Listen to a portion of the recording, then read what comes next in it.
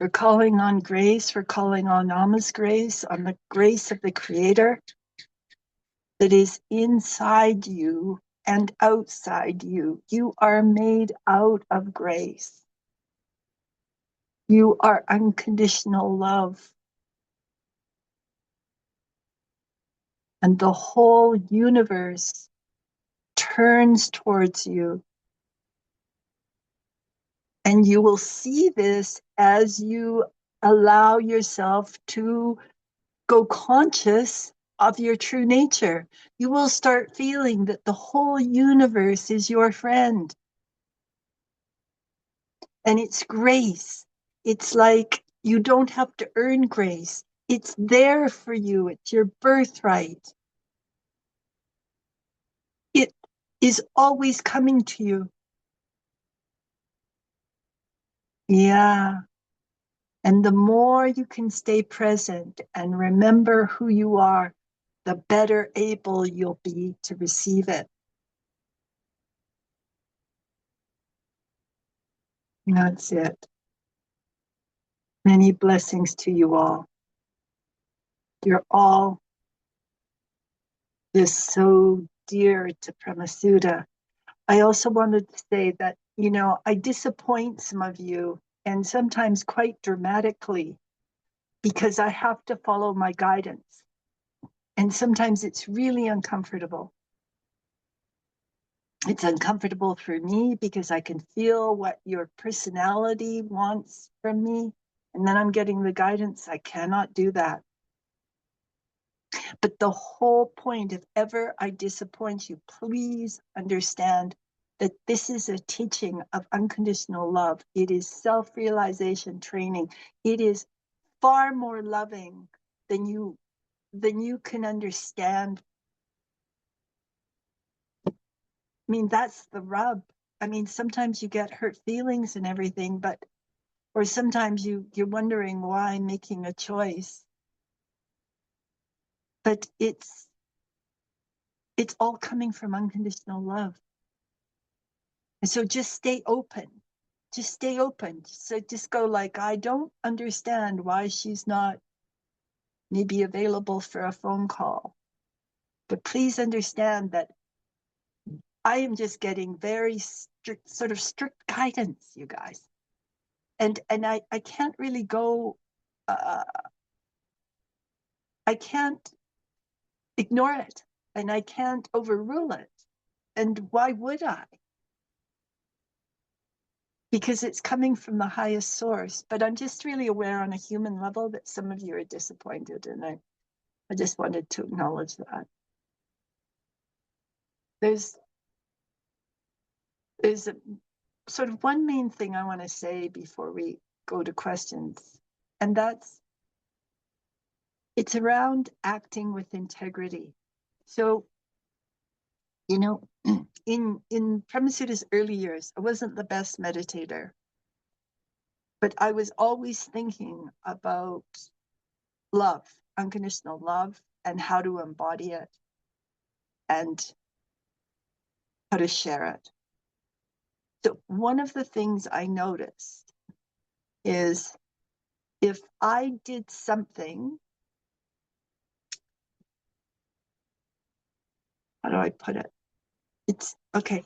So the key to what I'm wanting to say to you guys is don't do things that make you feel less than or full of shame. Okay. So when I say I wasn't a great meditator, but I was really good on paying attention to how I felt in my life doing certain behaviors. Or, attending a family gathering. I stayed very present with how I felt. And what I noticed is some things that I did, some things I attended, some actions I took, some words I spoke, left me feeling smaller, sticky inside. Like guilt and shame, they have a sticky feeling, like black tar. And there's a heaviness when you're acting in these ways. Okay, so you guys, it's really, really sort of simple and obvious that if you want to move into truth, you don't do those things that make you feel that way. Some of you guys, you see, when I talk about how we've been trained to come in, sit down, shut up, to be kind of couch potatoes, very passive about our lives. And I've talked to you a lot about how people can have lots of energy for the making money thing, for the nuts and bolts in life, but not so much energy for their spiritual path. And so if we don't have much energy for our spiritual path, we'll sit and keep doing things that make us feel smaller, guilty, shame. We'll just keep doing them, and we might expect to get somewhere on the journey, and we won't. We won't get anywhere on the journey.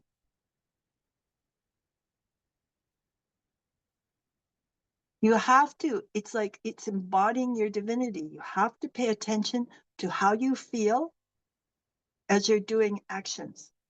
What makes you feel bigger, brighter, more exuberant, heart expanded, and what makes you feel smaller, narrow, sticky like the black tar?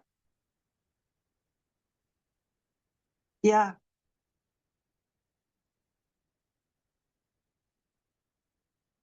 And the other thing I want to say is sometimes we might want to stop doing something that we know is not very good for us, but we notice that we keep doing it anyway. Okay, so I've got two things to say about this. If you are really sincere on the journey, your soul will bring you out of it. You will just stop doing it over time. If you're really sincere in the journey. If you're really sincere in the journey, you'll start getting more and more uncomfortable about doing it. And what will happen is you just will end up stopping doing it because it makes you so uncomfortable to keep doing it.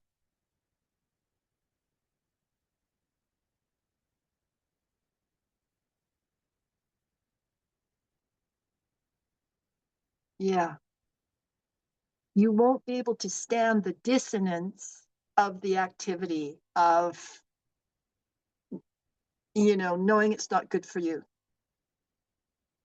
and keeping to do it. You get to a point where the dissonance of it gets so big that you get lifted out of it. The behavior just falls away. Okay, that's if you're really sincere. You see, if you're really sincere, you can lean back a little bit. You don't have to be like trying to fix yourself. You can let Amma, your soul, help you out of things. Okay, you guys, if you're not really sincere, you will just keep doing them. You would just keep doing this behavior. It'll never get to the point of dissonance. It'll never get you so upset that you keep doing it. You'll just keep doing it because you're not really sincere. You see? This is why, on the journey, you cannot hide. You cannot hide, especially you guys. I'll say it again. This is the highest level training possible. It's also the most unsettling.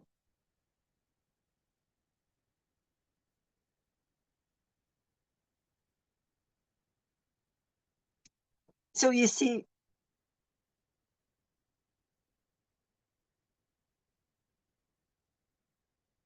it's kind of like just notice your sincerity level. Just pay attention and let it get stronger. Don't try to force it. Don't try to force it. I'll tell you, if you keep coming for satsangs, it will get stronger.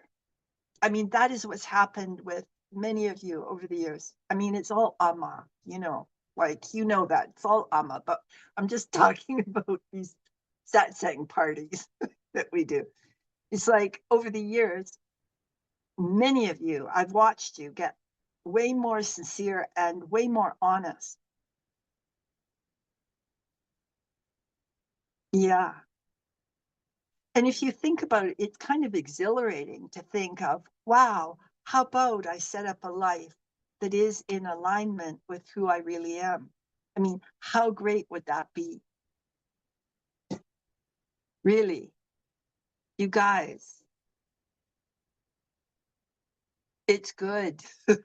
It's fun, challenging, but very, very rewarding. There's one dear one who had a dark night of the soul. I'm going to talk about how your psyche will help you. She had a dark night of the soul, and it really rattled her, as they do. They do rattle us. But the whole point of this kind of satsang is you've got company and a witness, and you got help. Anyway, she had a dream where she had an orgasm in her sleep. And that dream freed her psyche to a whole new level.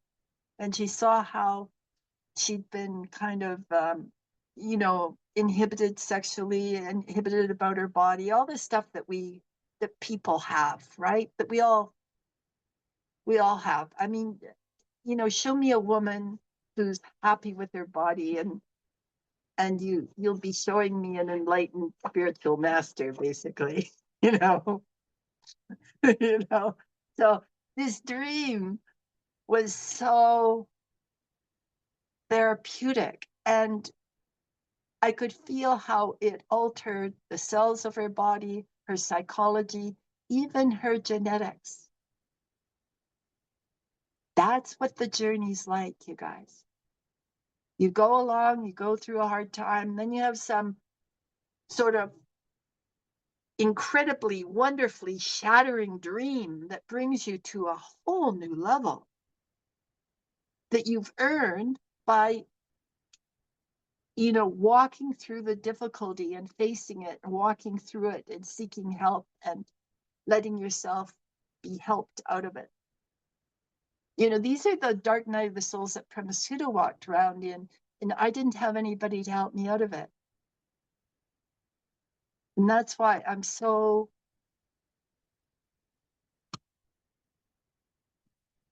I can't stand the pain. I can't stand people being in that level of pain all by themselves. Yeah. Okay, so it's just like, I have the feeling that after this satsang that it might be easier for many of you just to be more matter of fact about what makes you feel good and what makes you feel bad, and that you might just, in a matter of fact way, steer toward what makes you feel expanded and avoid doing the things that make you feel worse. I mean, in a deep way. I'm not talking about in a superficial, way, but like things that make you feel deeply worse. Or you're really aware underneath that it's not good for you. There was I spoke with a guy who's a dear fellow. He lives in an ashram, and he works too hard. He's very well respected, and he phoned me about wanting some help with the fact he's working 18 hours a day and burning out. But, when I spoke to him and said, you're ignoring your soul, he was a little upset, upset with me. He didn't want to hear this because, you guys, he knew it already. Okay, so this is what I want to say to you. We all know what we're doing. Truly. We know. He knew. He knew exactly really what he's doing, but he was hoping for somebody to make him feel better. And I'll tell you, when I came through with this very clear directive statement that he wasn't listening to his soul, he was bothered by me that I'd done that to him. This is a comedy, you guys. This is the comedy of working with you guys sometimes. And it's like, because he knew.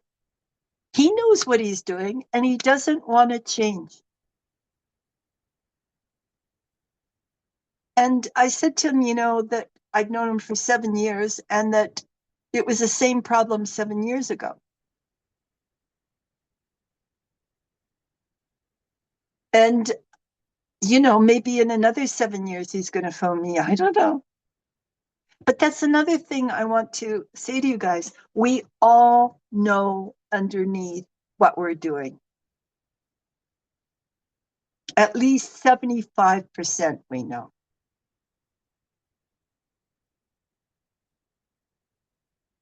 So what I'd like you to do is just kind of embrace what you know. Like, that is your God self. Do you understand? That is your God self who's telling you this. You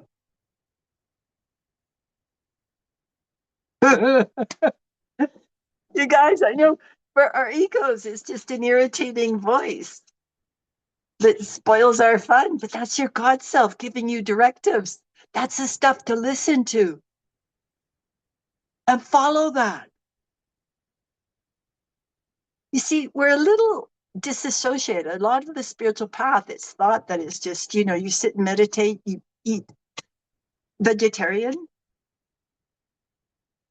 And it's like, yeah, I mean, but the point of those things are so that your mind will be calm enough that you can hear the guidance and follow it.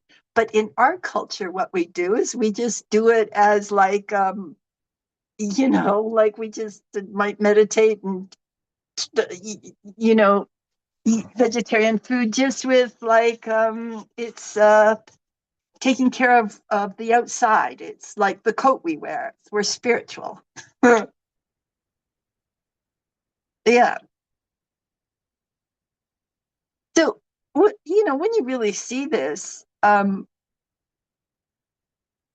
it becomes kind of easier to just maybe drop down and just be true. I mean, I have to say it again, you guys. This is what this training is. Please understand this. This is what I'm training you to live as.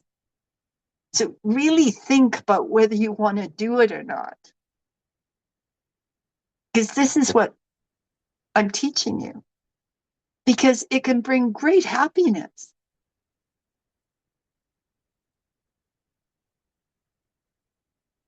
And fulfillment. But it takes courage.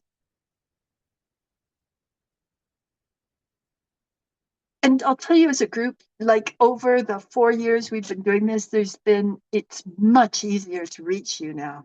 Much easier. And, Premasudha is probably clearer. I'm sure I am. I'm sure I am. So it goes both ways. But if you can just love yourselves enough to take care of yourselves and not do the things that make you feel bad. And also, Amma will give you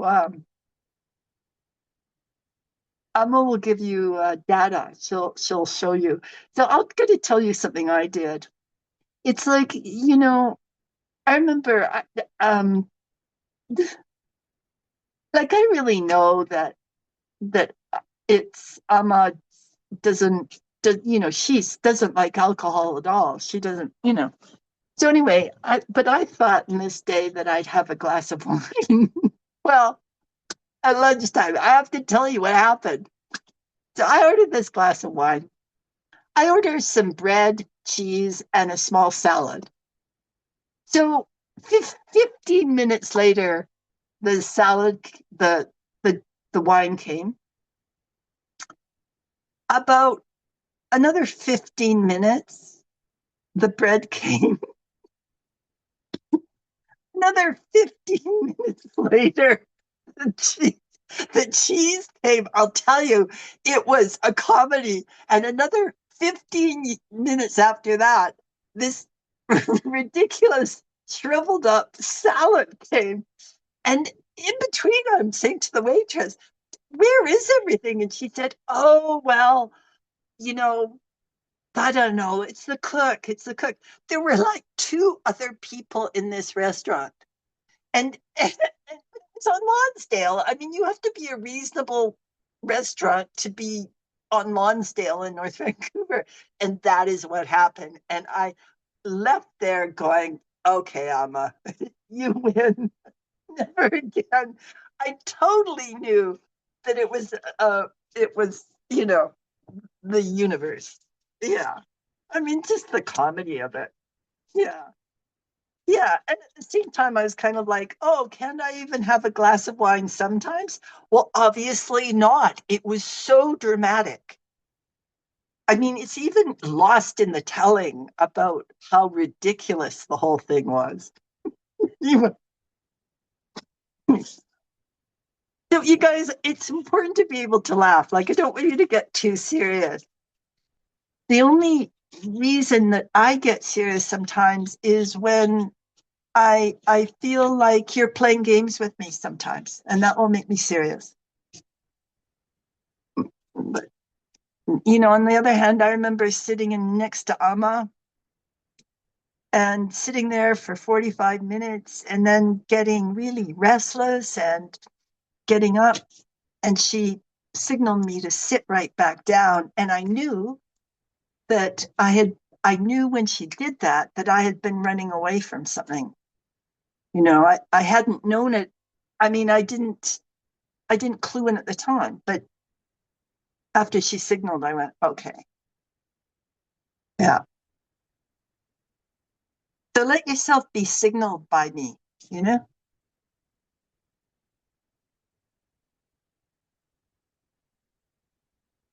And the other thing I want to say is, remember St. Therese said that the reason most people don't go on the journey because they feel that they're miserable sinners. That they're not entitled to it, that they're too bad.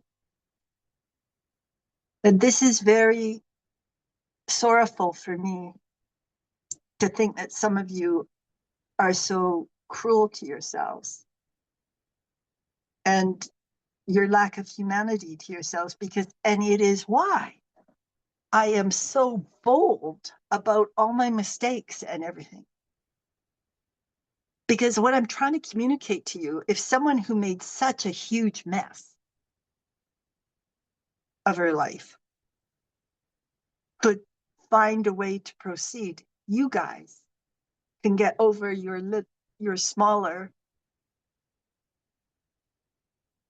guilt and self-judgment. You understand? You haven't murdered anybody. And even if you had, it's like there's that. I mean, I'm not to promote it, murder, obviously, but there's that great Vedic sage, and I never can remember his name because it's Indian and so it's so long with so many letters. But he became one of the greatest sages of all time in India. Yeah. I can feel how your souls are all wanting fulfillment. Do you know? I can feel how your souls are all like, oh, we have this chance, this life.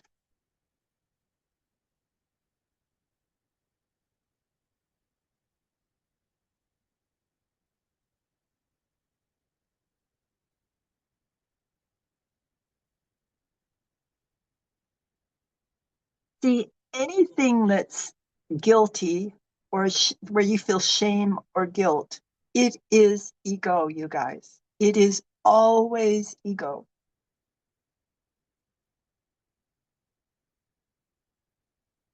This is why Premasudha can look back on her life and not feel shamed or guilty about anything, despite all the havoc I caused.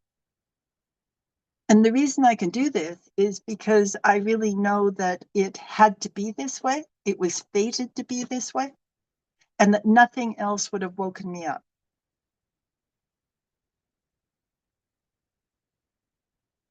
So some of you are getting some hard things happening because the universe has decided it's time for you guys to wake up.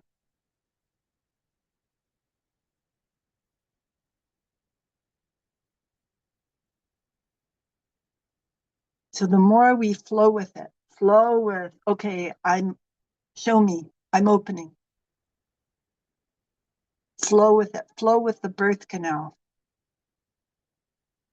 You know, keep focused on what am I learning? You know, it's we can't be passive, you guys. I mean, there's the being energy and being, but there's this, it's like Amma. I mean, every single minute of the day, she's engaged in doing as much as she can. Like, and even when she's, you know, if you notice when she's meditating, she does this stretching as if she's reaching, you know, reaching for the creator, just reaching for it. You know, it's something we have to reach for. Like you keep I don't know how to explain it, but it's like with Amma. It's like when I was giving prasad one time, she held her hand so far away from me, so I had to reach so far to put the prasad in her hand, and I knew that she was telling me, you need to reach more.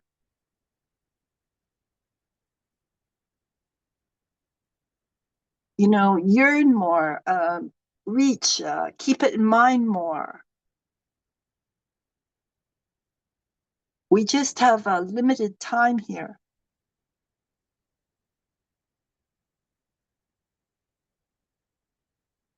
I think that's pretty much all I wanted to say.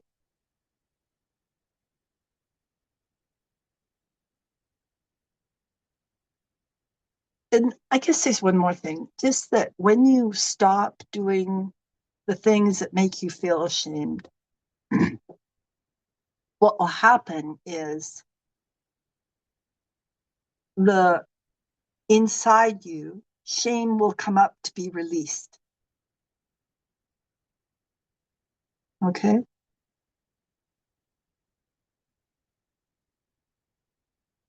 Supposing, I mean, I don't know what example to use.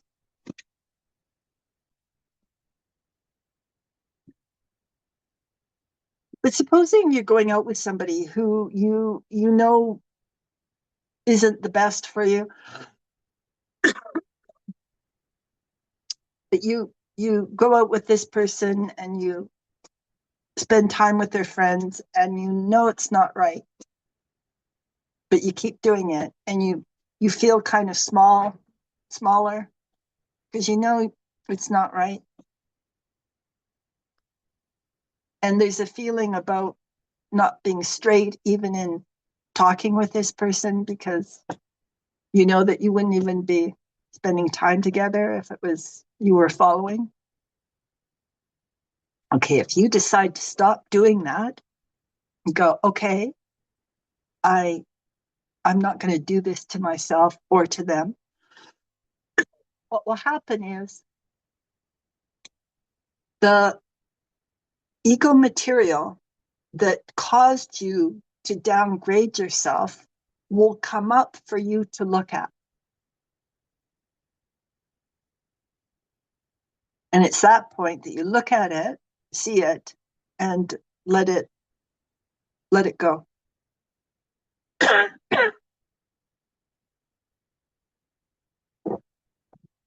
But what can happen is when this ego material comes up, we can start feeling bad about ourselves and then phone this person and get back together, say again, because we don't want to be with ourselves. And that's where the ego's won.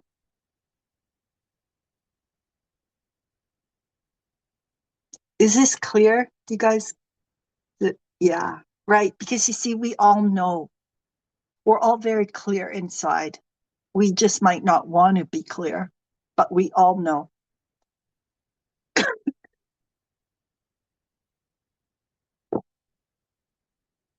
Okay. Are there any questions about this? Anything I've said or comments about it before I move into asking you the questions?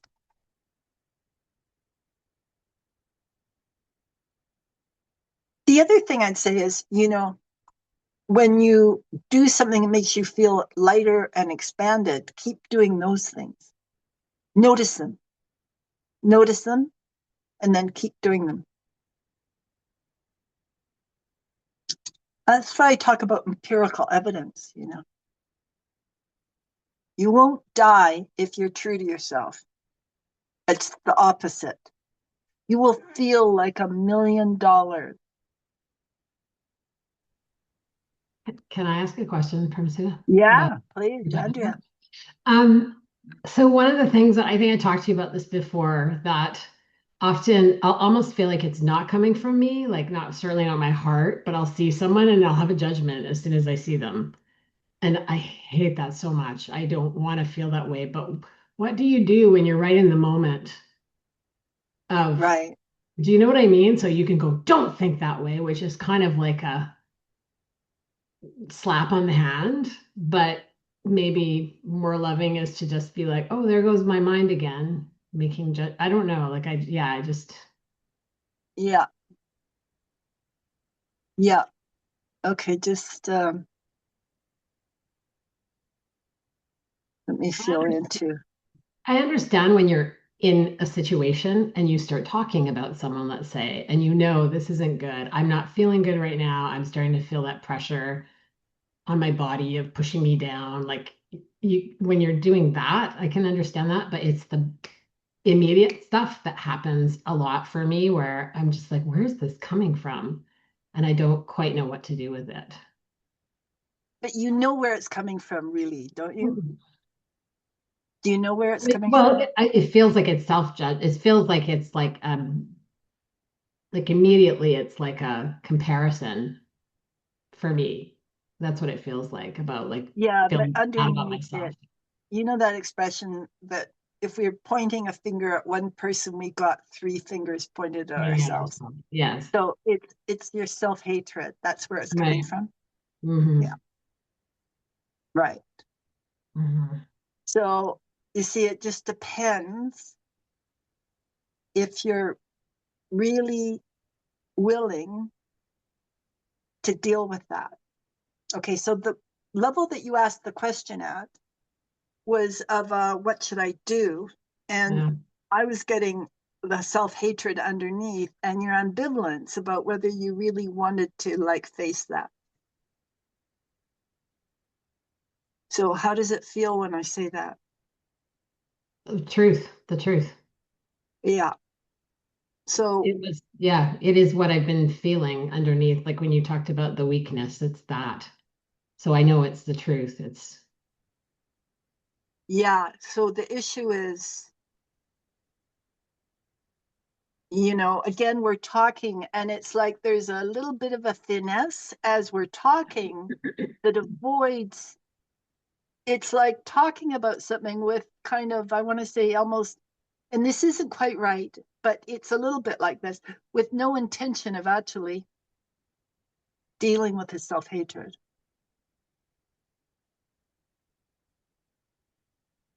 Do you see? mhm. So if you come to the point where you really, where you go like, I really don't want to carry this stuff anymore,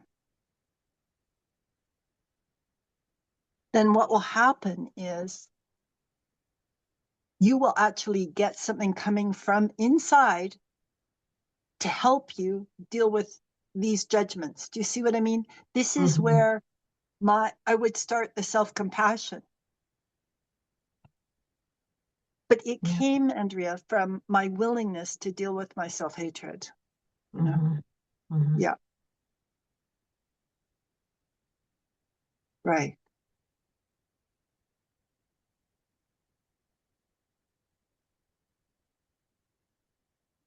Okay, I want to keep talking with you because we haven't reached a point.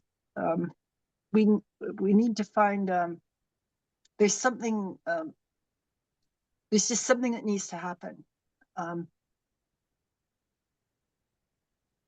yeah,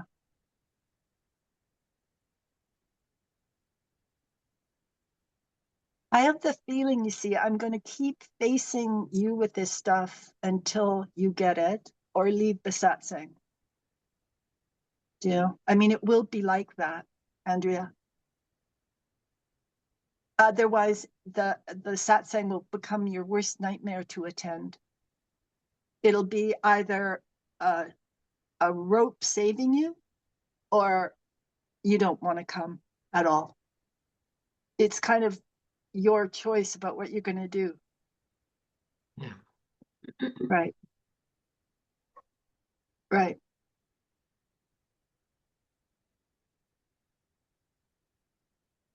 right. You know, even just noticing that see, it's very good work that you even noticed the judgment. Do you understand that? Like many people don't even notice. So I want you to receive that from me. Okay, please. That's really good work. Yeah. You just have had difficulty including Andrea in your equation. And Premasudha is wanting you to include Andrea in your equation. Right. And you deserve this. Okay?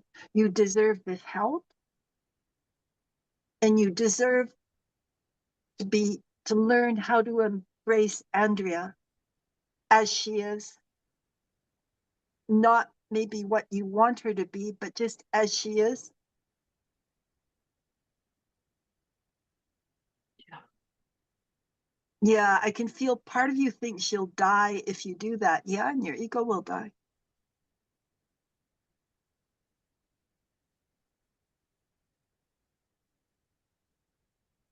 So how are you feeling? Very sad. Right, right. Very sad for not embodying that, not being able to do that for myself, leaving myself out.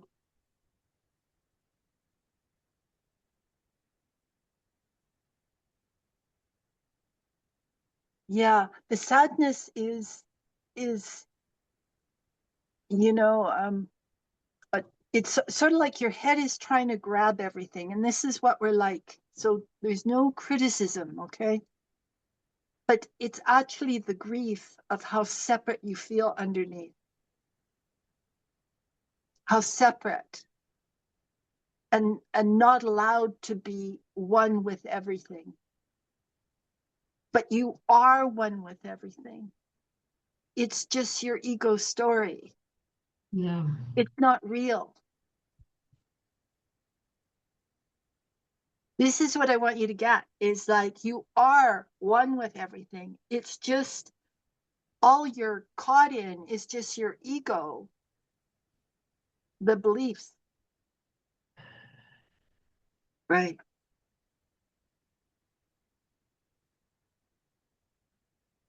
So how do you feel right now? I feel like I'm trying to get to my heart, kind of. Yeah. Yeah. Because I know Just it's notice that true. Like I know it's the what? truth. But I know it's the truth, but it's like I'm feeling my heart's not as open as it needs to be. I want it to be. Yeah. That's very dear. It's very dear.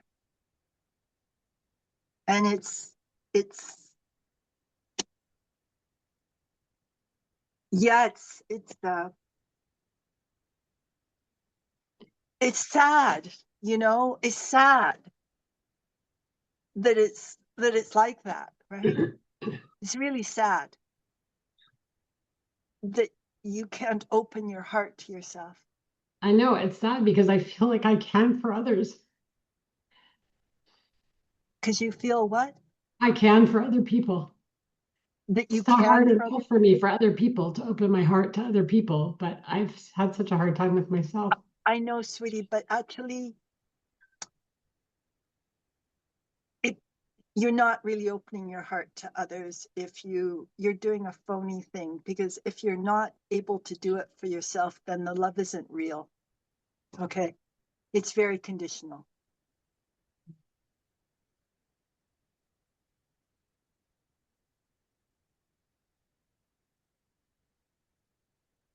Yeah, you know, it's like a whole new understanding, sweetie. It just kind of allow this new, much bigger understanding. And what will happen is the shell of your ego will end up melting just as a byproduct with your understanding what I'm talking about. Do you understand? Mm-hmm. Yeah. And I actually feel for the whole satsang, all of you guys, I'm feeling like your prison walls are getting holes in them. They're getting more permeable. Truly. Yeah, it's really true. I can feel it over the ethers. And that includes you, Andrea. You can feel it in yourself. There's not much keeping these walls up and functioning. Yeah, that's it. It's just smoke and mirrors. Yeah. Right, right. You know, if you can use your will, I mean, mantras. There was one time that I was really stuck in my thoughts, and I got a bulletin from inside to concentrate on the sounds that I heard in the day, just on Mm-hmm. sound. The sound of cars and everything, to steer my mind away from my thoughts. You see, you can get into trying to fix yourself so much, and it's just useless. It's just the ego. It's just, it's like just find another place to put your mind, or go garden, or, Mm-hmm. you know,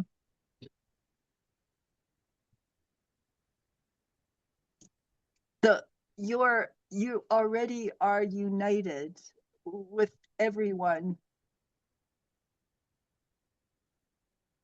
It's just what's going on in your head isn't telling you that. Mm-hmm. Yeah.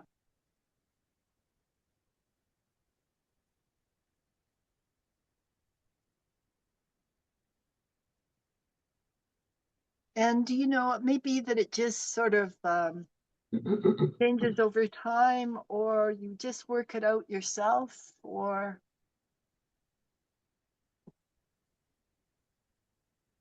you have to really want to learn. You have to want to learn like you're drowning.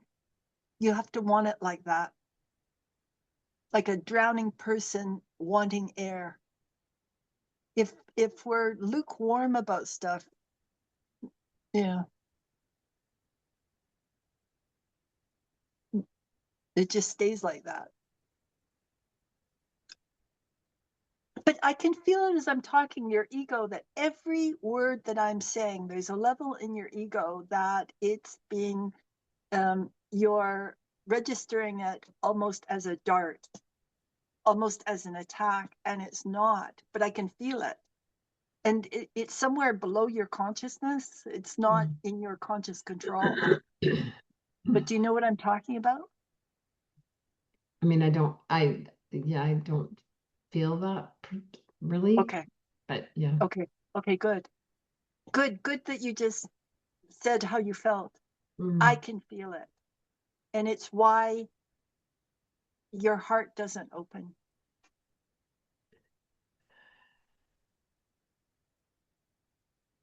Say, I don't trust. Okay, say it really loudly. I don't trust. I don't trust. Okay, say it again. I don't trust anybody. I don't trust anybody. Okay, there it was. Okay, right. That is the truth. Right. Right. Oh, sweetie. That is Right. true, I know. I know. Oh, sweetie.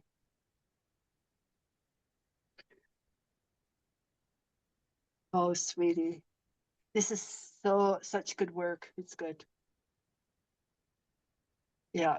You've touched everybody because they all know what that feels like. Right. Right. Right. Right. Oh, this is good. Yay. Yeah. Right. Oh, I really feel the truth of that. Right. Okay. I have such a loving man in my life, and I don't even trust him. Yeah. It's okay. It's like actually you don't trust yourself, sweetie. Actually, I know. and what this is healing. But understand, sweetie pie, Yeah, you're you're gonna be able to open your heart more after this. yeah, I Yeah. know. Yeah. J Ma. I'm Yeah. Wow. Oh, this is really good. This is what I was feeling like. The ego walls were just wanting to fall. There was nothing keeping them up. This isn't the whole satsang, you guys. How are you, sweetie? Honest, honest. I feel like something's I feel like something's been almost like there was a wallpaper around the whole inside of my body, inside the core of my body that's been like Yep. taken off. Right. Exactly. It Good. feels And really it was just free. wallpaper. It wasn't stone walls. No, So no. you see? Well, that's So it's good. I know that's what you're saying. It's not, it's, you know, it's, I mean, I'm There's sick. nothing. It's not, Yeah, there's there's nothing nothing. for me to run to. Like, Yeah. It's just smoke and mirrors. It's like, it's nothing. It's really great. yeah, thank you. Oh, sweetie, thank you. That's very good work and it's helped everybody. It's everybody's issue, you know, Mm. not just you. That's what we're all struggling for. This is why we're bombing people rather than loving people Yeah. because we're so scared of this. Yeah. That is the truth, isn't it? Yeah. But sweetie, you'll be so much happier as you allow this love to come out because you're so profoundly loving that it's hell for you not to be able to It is. express it. And the other thing is, you guys, stuff comes up just before it goes. There was one dear one who was talking about feeling I can't remember what it was, surrounded in concrete and horrible, really heavy thoughts. And I told her it was just getting intense like that because it was leaving, which is true. It gets very intense when stuff's leaving. And that's why, like the satsang, to be reminded of this week after week after week is very powerful, you guys. Yeah. Oh, it's I good did work, it Andrea. before I came on and I was waiting and I knew something was going to happen. I knew it. I knew it. Yeah, I had a feeling yeah, and like a tingling and a nervousness, like something's going to happen today. yeah. Breakthrough time. Yeah, Yeah. good. And you know, there may be more work to be done. Don't, but Of course. get the comprehension, you guys. It's ongoing. It's ongoing. And our, I told you about my heart was closed for 3 months one time. Mm. You know, so this stuff happens. And we finally get through it. Okay. So, does anybody have a first memory or a dream, an early dream of their childhood that they remember? But maybe somebody else has something important that they have to raise, like Andrea did. If there's something like that, you guys speak up. I'm Shivaya Premasudha. Yeah, He's Rob. Robert. Yes. First, your presence is really gets missed here at the ashram. So yeah, 2 weeks already, and yeah. So the last 2 weeks with Amma is of course a lot of things I could ask, but I want to pick one. Um, the one I feel the most shame, I would say, about. Um, and I I don't know, it's maybe the last 4 days, roughly. I when I sit meditation, doesn't have to be meditation with Amma or something, but in general, like I feel that yeah, that I want to like burn bridges to everyone in the Oh, sense of um that um that uh yeah, there's it feels like mm, it feels like I want to overreact, or something tells me to overreact, and then overreact in ways which are not make making sense, or making it way more horrible. okay. So, are And you tipping over tables, man? not yet. Well, I think though that this is kind of remember I said like when it came up to be healed, you would probably overreact or do stuff that embarrassed you, you know, like do you understand? Like you know, in the childhood, you talked about how your mom uh, you got in Yeah, trouble yeah, for yeah. tipping I, over ha I had a tables. dream. I had a dream Mhm. 5 days ago, and I Okay. overreacted in the dream in front of my parents. Oh, maybe that's the point why I thinking about that in real life. Yeah, this is, I Uh, think you're clearing. I think you're clearing that control. The yeah, yeah. do you understand? Okay. You get Yes. what I'm saying? Okay, good. Um, yeah, so I think it's this part of this control and coming up to be cleared. Yeah, it makes me still anxious. I mean, because it's horrible, like horrible situations. I mean, it's not like just tipping tables over. Yeah, so what are you doing with what are you burning bridges or like what's the burning bridges thing?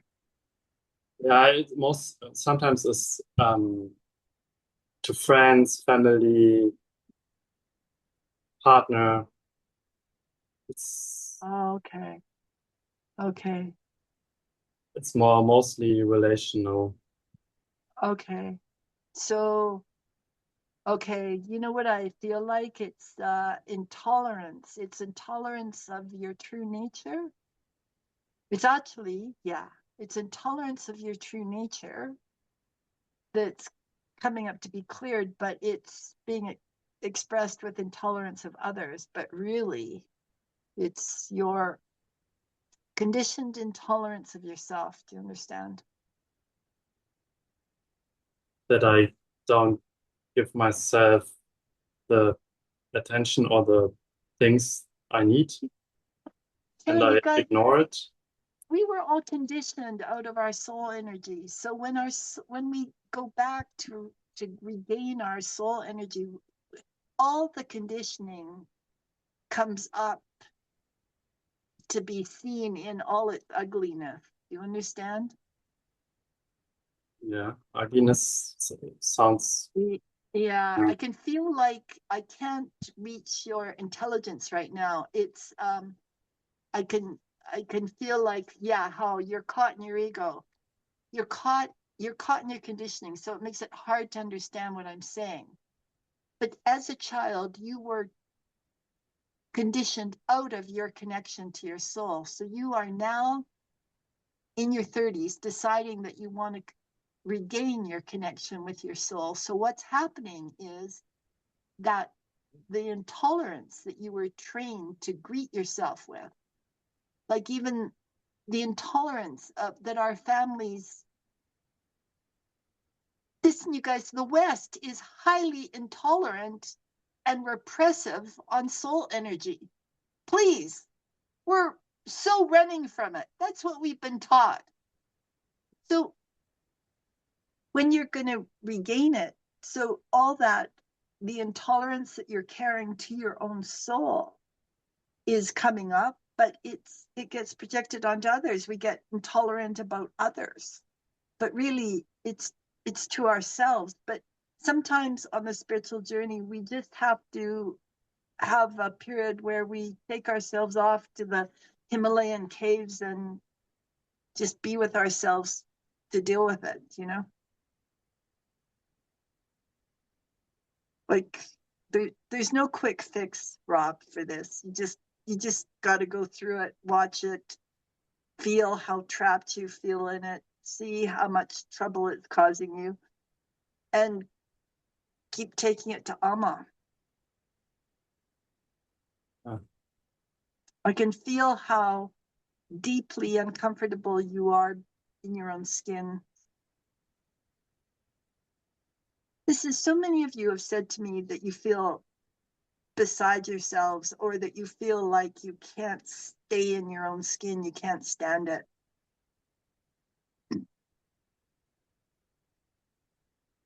You're okay, you're just, I wish I was there actually, and I could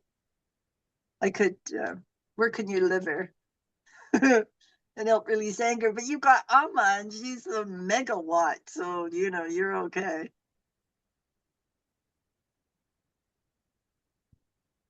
You could write her a letter and put it in her post box near her door. It's like with Andrea. I want you to get down to it, though. Get down to it. Get down to what's really bothering you. You know, don't write it from a more superficial place. Write it from a really deep place.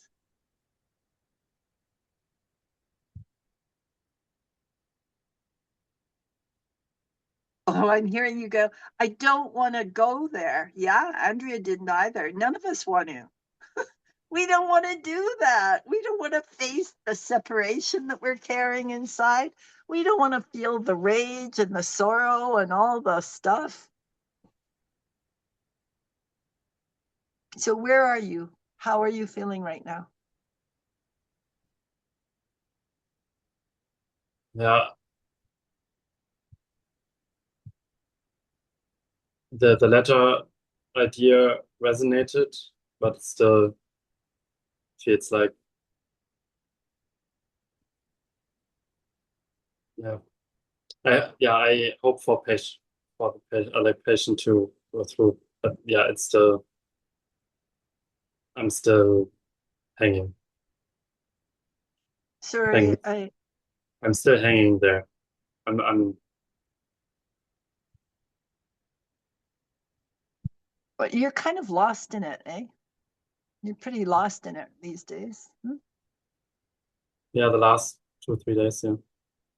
Yeah. Yeah, I can feel it.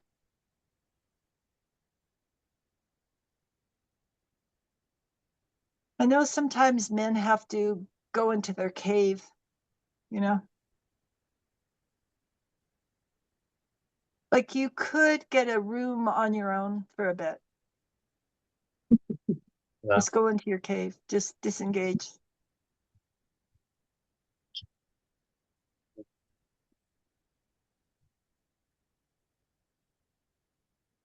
I do. How do you feel about that? It's like a defeat, but just Oh, a defeat? like Who's a, saying it's a defeat? yeah. I know it's the ego that tells me that I cannot, like I have to retreat to my own room, and feels like a defeat. But that was the first impulse. It's, I have to tell you, Rob, it's pretty hard for Premasudha to reach you. So I want you to hear that. It's hard for me to reach you. You're not very available to me at all.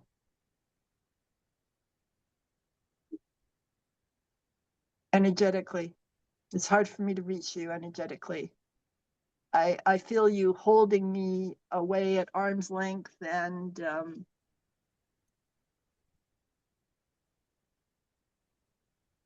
I think you know, it's distrust is up, right? I mean, you guys, the journey is, I mean, we all want enlightenment, and then you know we get these intense times, and you know, I'd say, Rob, just do what you need to do, but don't try to put a pretty box around it. Just be real, do what you need to do for yourself. If you need to get your own room for 5 days to decompress, it is more loving for you to do that than to stay in this, stuck in this. You understand? Yeah. I'm stuck. Yeah, right. This is what I talk about integrity, you guys. It is scary to listen to your heart and actually listen to what you need to do. And it's scary to follow it because then it's just you. Then you're responsible for you. And you're not part of a family or a collective, or, but that's what this is, self-realization training. It is what this is. It's like this.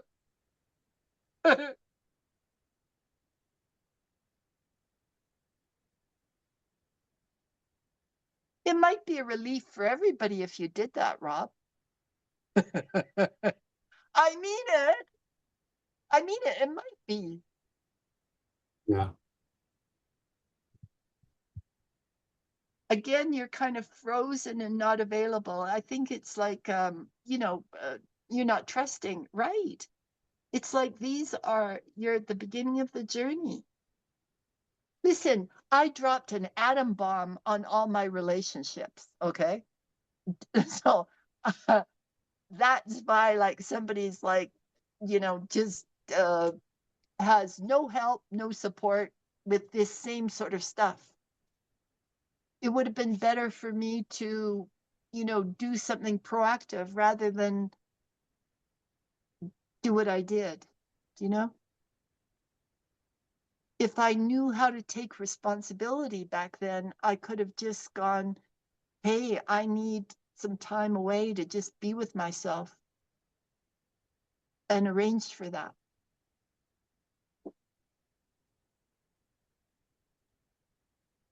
I can feel it would be easier if you and I were present in the same room. You seem very removed to me. Like you're kind of in shock in a way. I feel like there's a little bit of shock. Yeah. Feels like shocking in the sense of like getting down to it, and Right. Okay, good. Okay, good. So often the little child was shocked when they realized how out of alignment the parents were. So when we move into truth, we often go through a period of shock, just like what you're going through, as we recover our true energy. That's it. That's it. You're okay. You're okay. I can feel there's a deep, you've got a deep trust of life underneath all this, a deep trust of Ama. Yeah, even Premasudha, and actually even a deep trust of Maxi. That's it. That's it. Scared of losing control.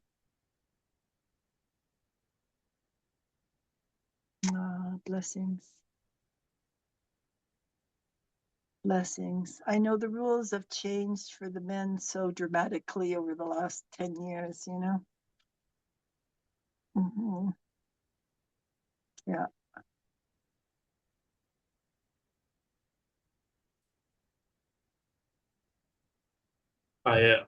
I'm glad I spoke it out. Pardon? I'm glad I spoke it out. I'm glad you did too. I'm really glad you did. You're very beautiful, Rob. You got a heart of gold. You're just, you know, you've asked for your soul energy, and so it's on the move, and our egos scream, and we don't know how to handle it. Like, you know, like it can be unnerving. But this is where your wisdom's going to come from, just going through these things. And you're very, very safe, truly. Yeah. Yeah. I know. Yeah, good. I can feel you. It feels very good to me, whatever you're doing. Yeah. You see what we do in the West, it's the same with Andrea. She was going like, how do I not judge people? And you were doing, well, how do I, you know, calm myself down so I'm not gonna like burn bridges and be intolerant of people. And we can't fix it that way. It makes things worse when we do that. You're better like doing the breathing ma, om, or your mantra. And just, I'll tell you what, just accept that you're going to be very uncomfortable for a while. Yeah. Say your mantra and just go like, just say, well, Premasudha says that my soul's on the move and my ego's screaming. So I'm just going to say my mantra and not take myself so seriously, which is hard to do. Believe me, I know, for all of us. Premasudha was so serious about herself, took myself so seriously. Yeah, we all do. Yeah, these are growing pains. Maxie loves you anyway. Yeah, yeah, yeah, Thank you. yeah. Those things. And if worst comes to worst, take a 5-day sabbatical. Really. Yeah. Yeah. It's not the end of the world, you know? It's having the guts to do these sort of eccentric things, you know, to just follow the guidance if you need to do that. Mhm. Yeah. My sons used to say to me that I was always so much better when I came back home after one of my trips. They didn't mind me taking my trips because when I came back, I was like fun to be with again. Yeah, really, you know. All I know is that men sometimes need to go into their caves. Masculine psychology, they just do. And men often don't work things out through talking all that much. You know, so just give yourself a lot of maneuvering room, Rob, okay? Yeah, I do. Okay, yeah, okay, good, good, okay, good. You're a little more relaxed, a little more, yeah. And you can always like WhatsApp me, man, and we can talk about it more. Or Amma, get a hug from Amma. Anyway, you'll let me know. Michael, how are you doing, man? Hi, Premasudha. I feel like a soft putty. Um, uh, Andrea really touched me, and uh, because of what I'm carrying around. Yeah, I'm running around with a catheter. It's not funny, but anyway, I noticed yesterday. Well, I didn't notice, but I lay down in the bed and Saskia gave me a hug, and I just started to cry yeah, because I just realized that, I never got any. And right. I was frustrated and sad. And so I guess, yeah, um, on the other hand, I got to say, it makes me determined to, whatever happens, I don't really. I don't really want to leave the road because it's not worth living the other way. No, but it doesn't matter about like whether you're on the spiritual journey or not. You're just in this great difficulty. Yeah. Yeah. I mean, sometimes it's painful. So yeah, it, you have no choice. It just softens you up. Yeah, you're But softer. yeah. And, just try to accept it. And, Right, right. It's like I could really, like, it feels to me that your vulnerability, your human vulnerability is coming up very strongly and you cannot do anything about it. no. Right, And I'm glad. I'm glad. right. Although I just want to, I'm going to keep whatever I'm doing. Like you guys, Michael was the one that I was getting guidance not to talk on the phone with, despite his difficulty, which was quite crushing for me to have to, follow that. But even talking to you right now, it's like there's part of you that won't let go, Michael. I heard that from someone else this morning. Yeah, say it's like this part of you's got like a death grip of control. It's Yeah. like, yeah. And this is what I'm screaming about. This is I can't get through this to you. I can't get through this death grip of control that you've got. And that's why I've backed off and why I keep hammering. If you look at my last emails, they're all like,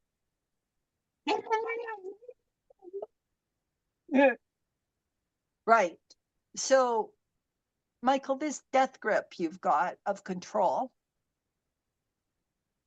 it's an absolute waste of time because you don't have any control. No. Yeah. And you're saying to me, but I want to pretend that I do, Premasudha. That's what I heard from your unconscious. Yeah. Yeah. I realize that from time to time, and then I guess it's not so conscious anymore, probably. Yeah.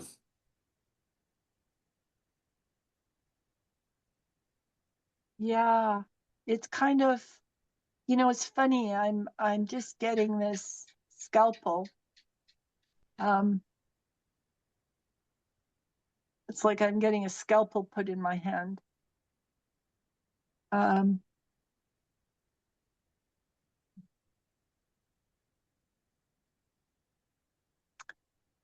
Michael, when we get older, we got, it's obvious we have limited time on Earth. And it's like, say, you know, all of us oldsters are running out of time. And you're running out of time if you're wanting to be real this life.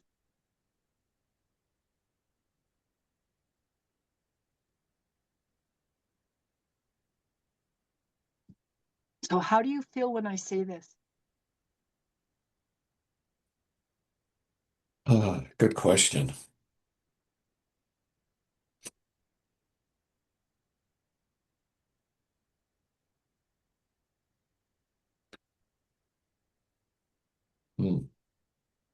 I just don't know.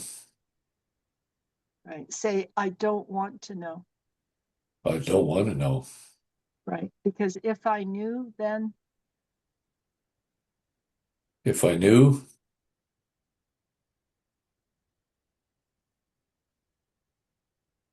I'd have to be honest. Yeah. I'd have to be honest. Right. Right. And to your ego, that is your worst nightmare. Yeah, for sure. Right. This is where the pointy shoes, you know? It's like you'd have to be honest. Yeah, Michael. I mean, you know, maybe your mom was not an honest person. There's some kind of thing where you really moved away from your innocent honesty. Right. You know, we've got this little box with all these little numbers in your book. And just the last couple of times I pulled a number and it was the same one, 113 twice, Uh-huh. right in a row. Which Um, is and it speaks exactly to that. the honesty. Yeah. Okay, good. So you're getting it from every direction. This is what happens. You know, it's just like we get surrounded by it. It's like getting surrounded by the cops. The universe will just surround you with get the data, get the data. Yeah.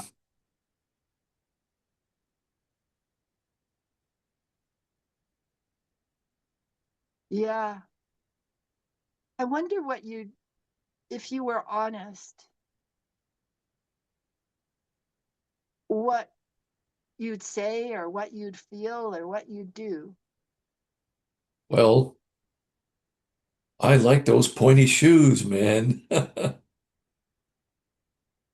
There's some one side of me, I guess. It's just, don't ask me why, but Yeah, you're doing it. You're going all trivial. You're going all social. oh, You're going yeah. all used car salesman. This is self-realization training. Yeah.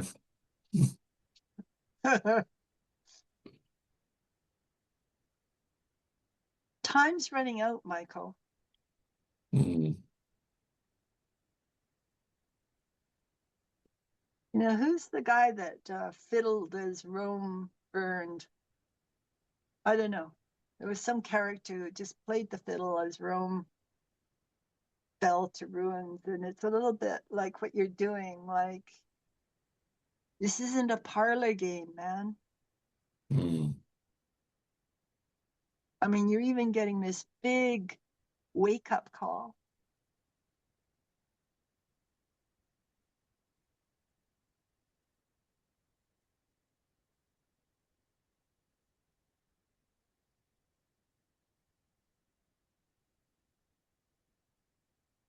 See, I think it's just a small shift. It's not that you have to kind of, I don't know what you feel like Premasudha wants. It's like, I'm not asking you to recite Shakespeare. I'll just, if when the energy is authentic, I'll feel it. It you don't even have to say anything really. If I felt that gateway really open, I would change the way I responded to you immediately.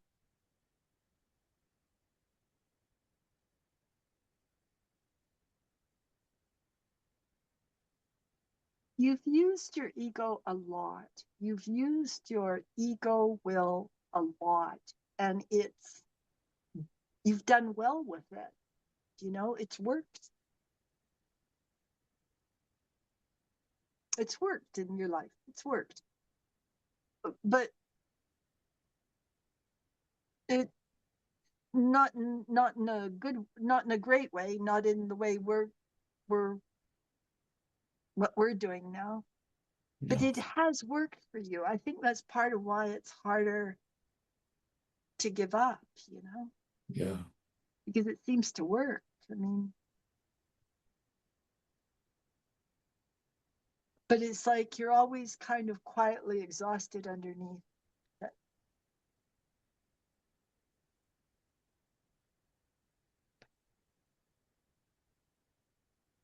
Yeah.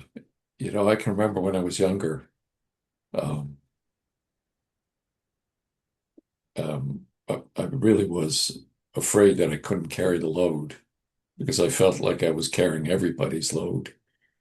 And, you know, a few times I felt that I'm not going to be able, I'm not going to last. And I guess it just became pure survival. And that's, Right, you know, if I let right, go of it, then I'm going to die. And if I right. don't, I'm going to Yeah, die anyway. right, right. So how old were you at this time? Probably about mid-teens, late teens, 20s, early 20s. And what were you carrying like that was, I think I felt that I grew up in a house where um, I didn't I had to carry everybody emotionally, and at a certain point I couldn't. And if that was my example, then there would come a time where I just, you know, couldn't carry it myself anymore for myself. And so I decided I had to become, or had to try and become this, you know, masculine guy, and just to survive. right? You know,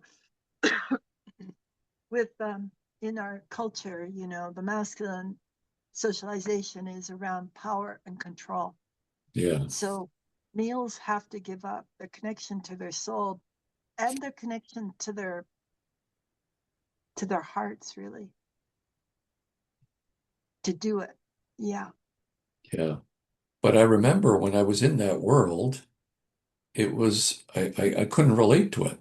I didn't like it. So that was the other side. Yeah,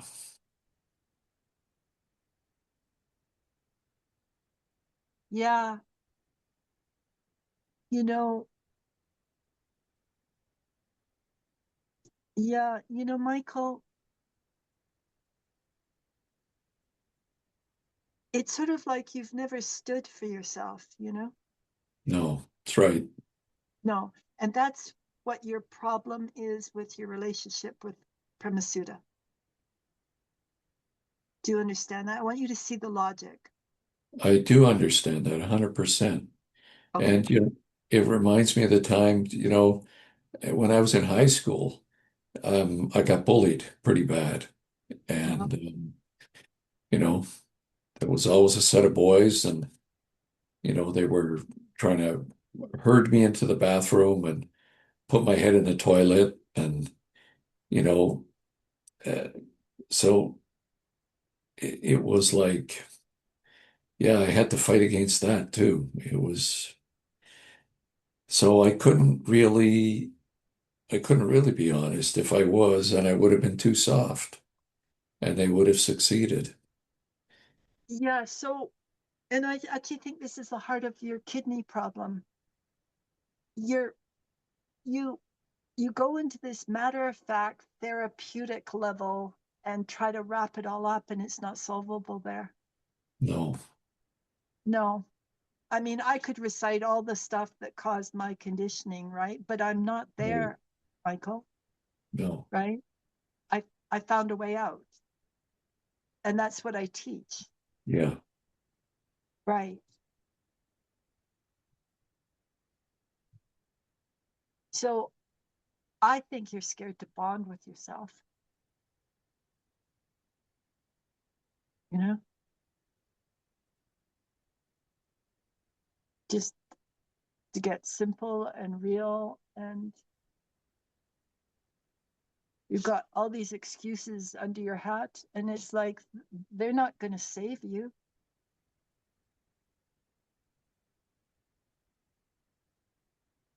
Nothing but the truth can save you. I mean, the truth is what would help you physically, but it's also in the case of passing over where you would, you know, when we pass over, it's if we're in truth, we have a much better time.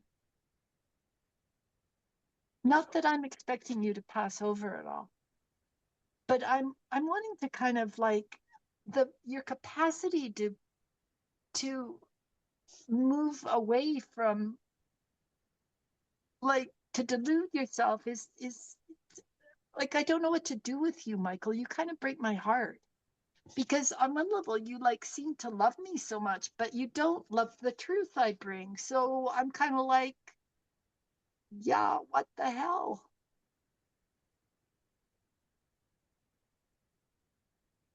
Do you see? Yeah, right. And I think underneath all this is great grief at how out of touch with truth and love you are. And you're just scared to go there. Yeah. Yeah. And it's very understandable.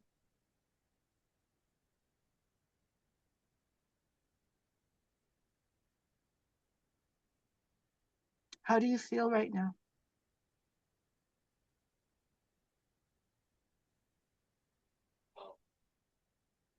Honest. Here, if I don't get there.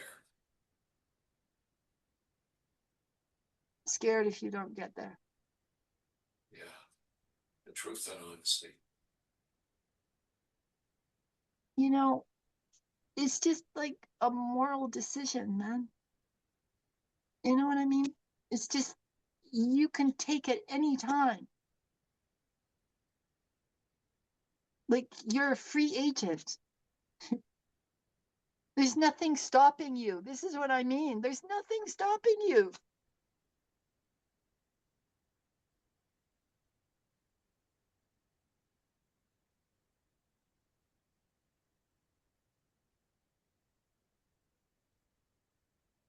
Even, you know, if the truth is something like, I'm a sick old man and I don't have the energy to deal with this. You know? I mean, that can be the truth. Like, you know, it's not like you have to stand and recite a Shakespearean play or something.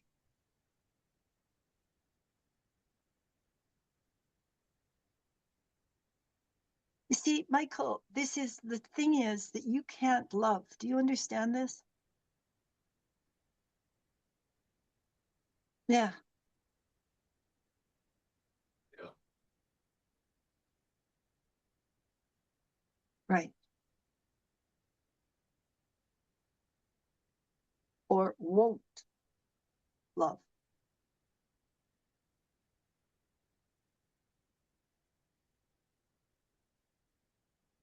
Trust it, I guess. Pardon? I don't trust it, I guess. You'll trust what? I don't trust love, I guess. Yeah, you're doing it again. Like, you speak from somewhere, like, I just want you to be real. Like, even if you're saying, screw off Premasudha, do you know what I mean? It's just like, where is the real Michael in there? And I don't want you to go screw off Premasudha to try to please me either. Do you know what? Or to try to do a facsimile of the honesty. Like I know you.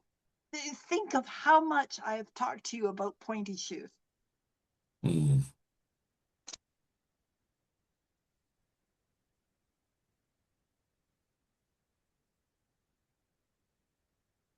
Right. Okay, good. How is your breathing right now? Good. Feel clear. Good. You know, when truth comes in, it's just soft and gentle and ordinary, Michael. There are no bells and whistles. Soft, ordinary. Yeah. Just kind of a little bit of more spaciousness, a little bit more room to be yourself. A little bit realizing that you can't control all this and you're just going to have to go through it with as much grace as you can.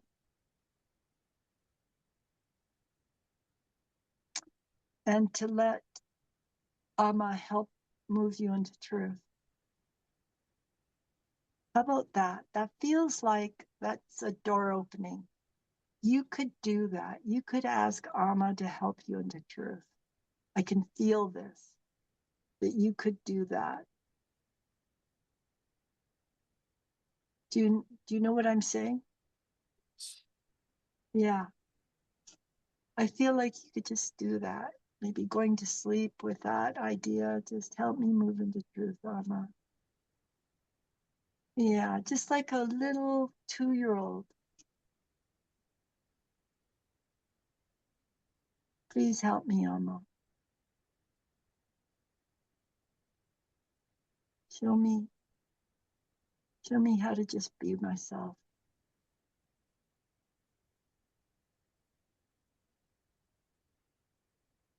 Show me how to feel you inside me. Yeah. Good. This was good work, Michael. Yeah. Yeah. This is a great thing about being sick is our ego is too tired. We get too tired to keep our ego defenses. So they more easily die, especially with an onslaught like that from Premasudha. I can feel like that's good. That's good. Okay, well, I don't know that we're going to be getting to the questions, but does anybody have any? You seem like you guys need more room to speak just about what's up for you. Questions, anybody? Comments?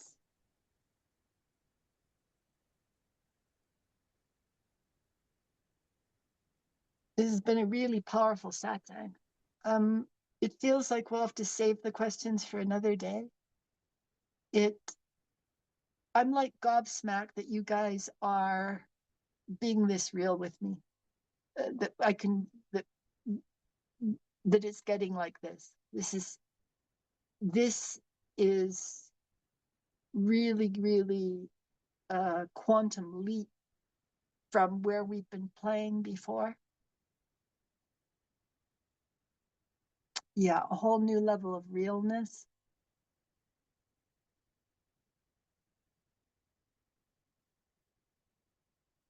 Fantastic.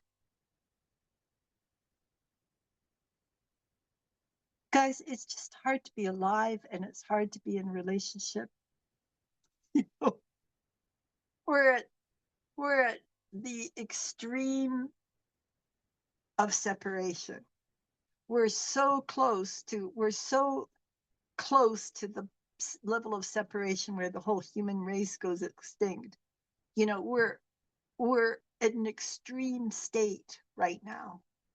It's very difficult to be alive. And so just being on earth, breathing, you know, just doing your best it's a great gift. It's a great achievement.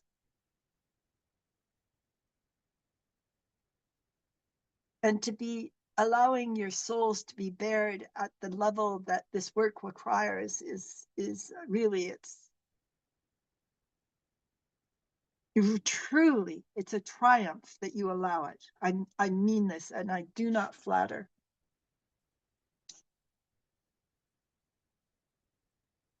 Yeah, it's a real triumph. Yeah. And this is what we're all running from. You know, this is why people are running into madness. They're running into insanity.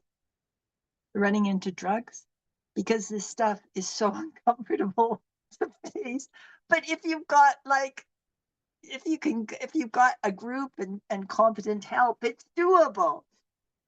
It's doable. And then the results of it are just so great. You know,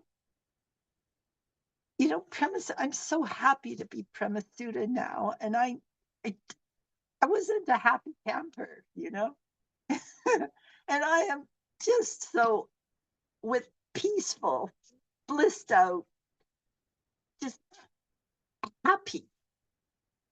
You know? Yeah. Yeah. It's like, yeah, it's real, you guys. You make it through the rain and then you get to like a whole kind of a completely different existence. What happens is the stuff you're hearing, like that you feel about the world and about the people and your families or, you know, whoever you're having trouble with, what happens is it all recedes. It all becomes like some old, subtle echo that you hear, kind of an echo, this stuff. It just, you get filled with peace and the usual ego content of your thoughts and everything, it just is like an echo rather than being stuck in a torture chamber with it all, right? It's just like an echo, and it's almost like it belongs to somebody, the content belongs to somebody else. Yes, it all becomes like it when I get thoughts about any of the stuff that used to really bother me, contort me and everything, it's just like thoughts that belong to somebody else and don't really have any application to me at all or have any interest. Not interested at all. And Premasudha has quite an obsessive mind. So I would obsess and obsess. And I don't do that. Yeah, really, you guys? It happens. And what happens is you keep going and the periods of sunshine get longer and longer and longer. And the peace gets bigger and bigger and bigger.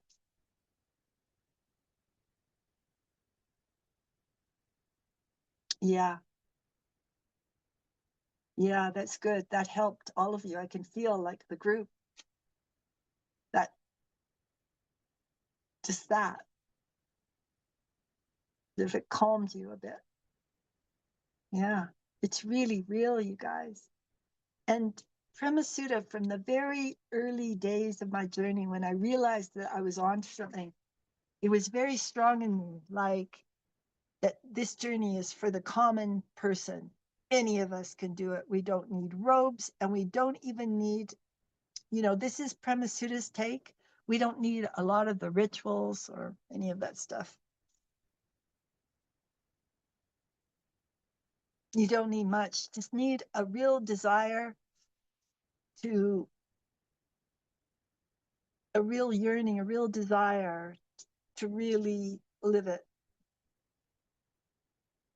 And that sincere yearning will take you where you need to go. And practices are really important, and rituals are beautiful, and it's all good. But you can do rituals and meditate for 40 years. And if you don't want it with your heart, you won't get it. If your heart's set on it, you'll get it. Yeah. Okay, you guys. It's very late for those of us where I am, it's even later. So yeah, thank you. This was wonderful. Like the fulfillment of it is Truly, it's off the charts. This is what I have wanted. Yeah, thank you, you guys. Blessings, blessings. And I'll get the audio out to you. Thank you, and see you next week. Okay, bye, bye.